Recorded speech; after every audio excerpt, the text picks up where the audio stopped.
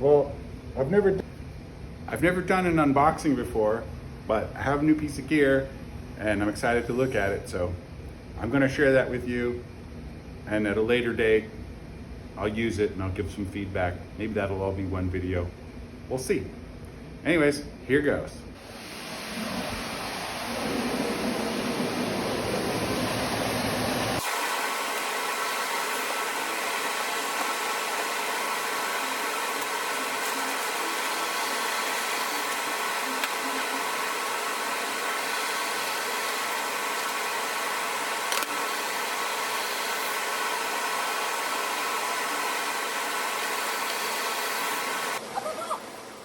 There are no diagrams or explanations on how this thing is supposed to go together. It's not too complex, but it's not obvious.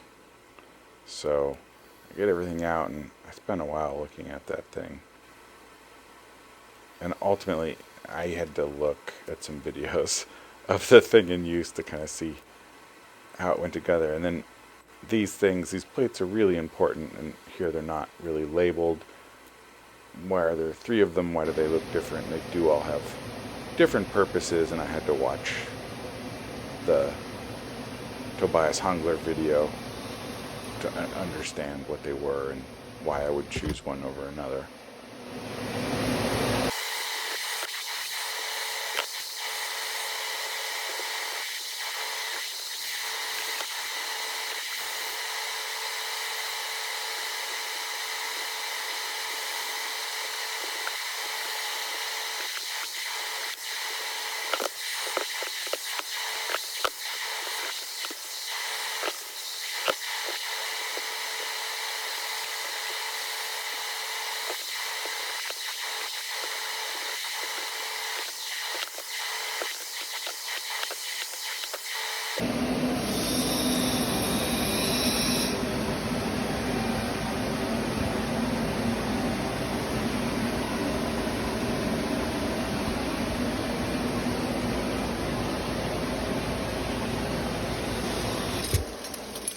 Here I'm pulling somebody's abandoned stock removal project out of the F-it bucket just so I can start playing around. Here we go. Now what happened with this is I was really only making contact at the very edge, so it gave me the idea that the angle from the spine to the edge was a bit steep. And considering this thing was already thin, I knew I was going to blow through the edge. I didn't care, but not quite what I was looking for. So I'm realizing, all right, I've got to dig into all these various adjustments and figure out how I can get a steeper angle should I want it, which I probably will. And you can see there's a pretty big gap there, and that's after everything is moved forward. Everything on the jig is moved forward as far as possible in every way.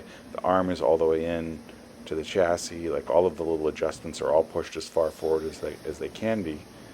And you can see here, if you look off to the right, you can see that the back of the arm is hitting the motor mounted way at the back of the grinder chassis. And so I realized I'm going to have to remove like a 1/4 inch off the end of the tool arm.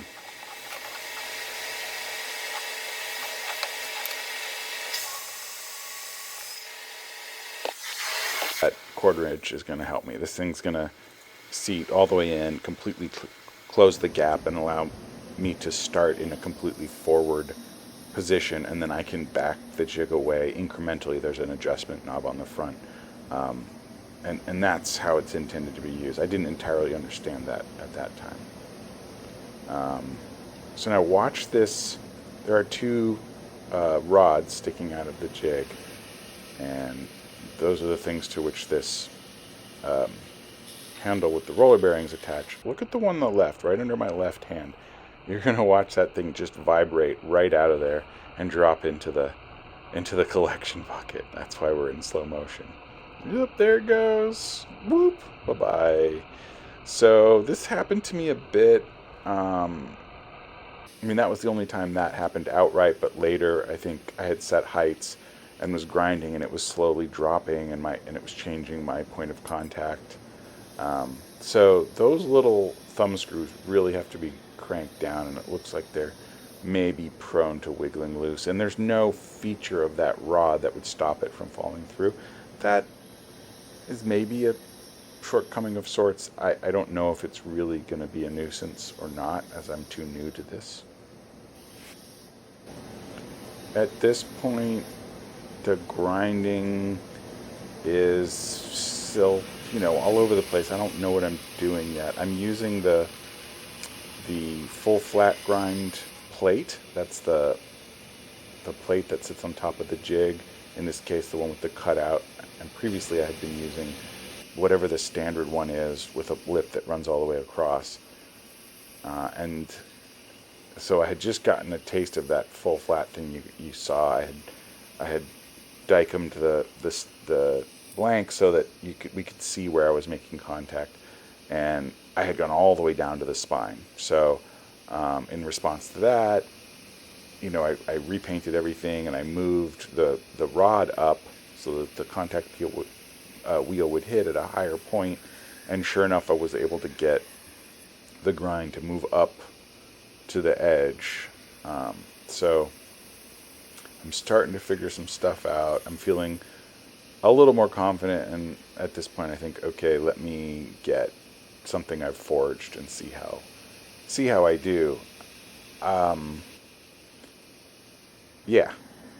So here I am with something that I forged by hand out of 80 CRV2. I've got a deeply punched maker's mark. It's all, heat treated and tempered and everything ready to go. So I'm just gonna jump in.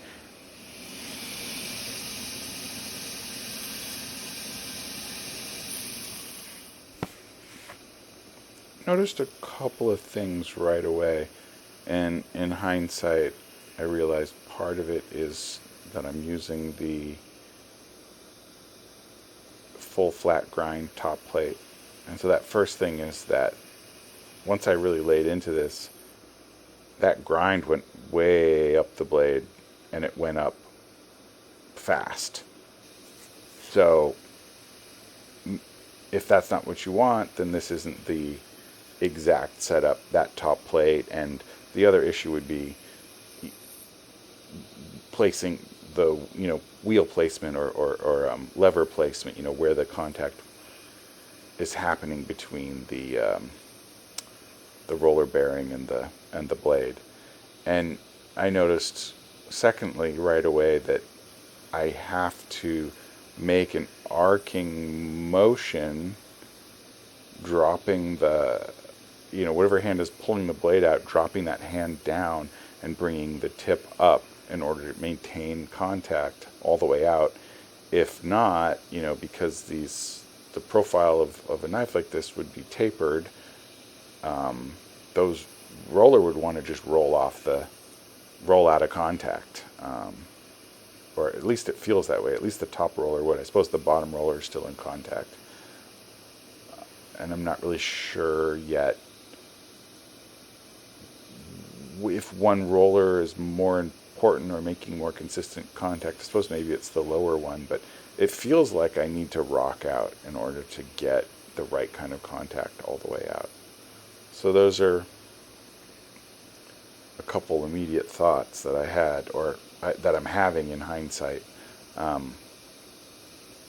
Some thinking that developed as I was working it, and it's watching it again is helping me sort of sort through the experience. I definitely want to start again with something fully forged, and I want to try using the regular.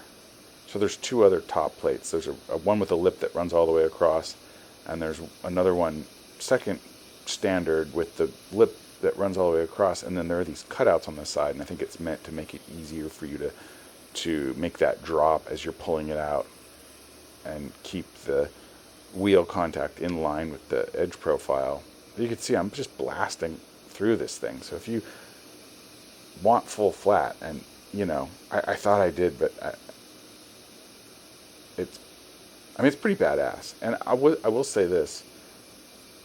It's way easier on my body. I can't say there's less to think about because I'm still trying to learn this thing and there's a bunch of moving parts. But it's definitely easier on my body.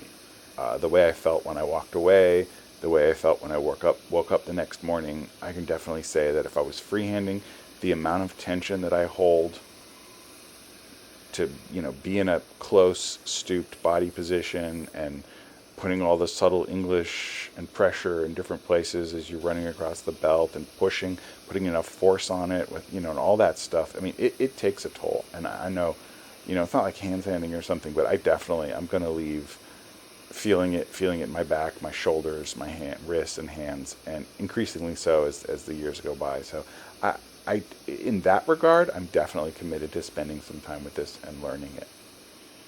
As far as the quality of the grind, I'm hesitant to say really anything about that. I mean, ultimately, pros and cons about the grind itself, not just about the physical experience and all that. It was one of the most centered edges I've had in a long time. One of the most aligned and centered grinds I've had in a long time.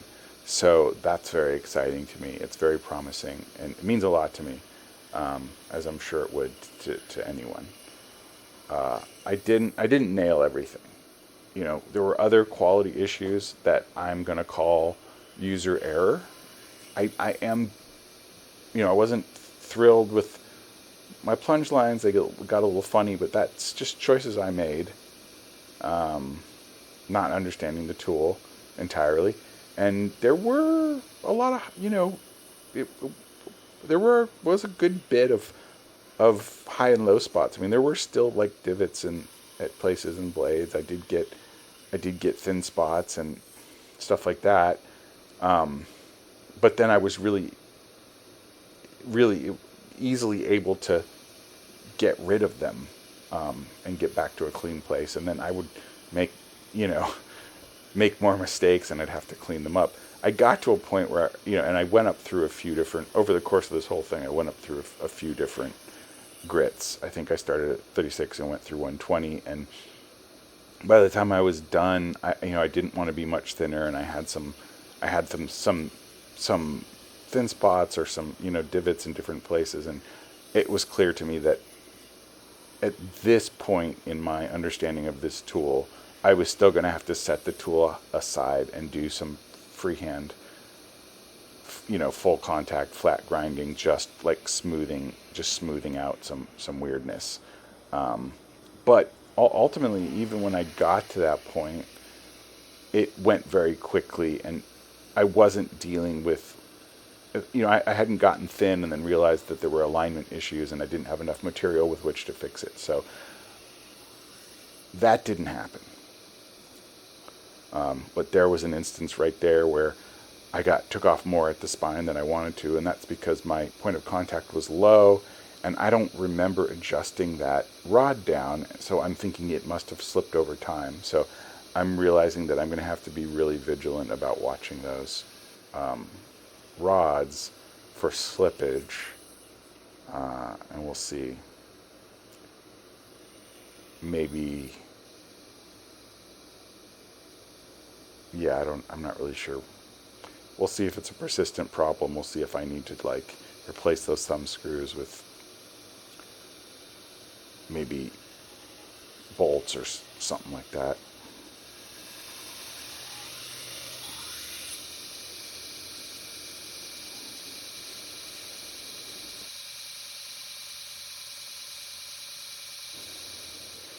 Anyways, there's not a lot more to say. You'll see, I managed to bounce back from this little hooey. But overall, let's say, day one, I had a little confusion about how to build the things. There's the issues of slippage with these rods here. So, maybe lack of instructions and maybe a questionable part, but ultimately I got it figured out and got it working. It made, I was making some understandable mistakes just learning this thing. So right out of the box, a bit of a learning curve. But I gotta say I'm optimistic. Like I definitely, I'm still holding some high hopes for what I'm going to be able to accomplish with this. If I can just dial it in a little, the benefit and well-being of just, reduced wear and tear on my body, and the speed at which I can see potentially working, because it's fast. I do think I accomplished more in a shorter time than I usually do. Well, that was another dumb thing. I wound up grinding some of the forge finish off of the ricasso on that side, but live and learn. I mean, I know better. It still happened, but ultimately, what I was saying is just the savings in well-being. Just the reduction in stress and wear and tear on the body, and a reasonable outcome for my first time.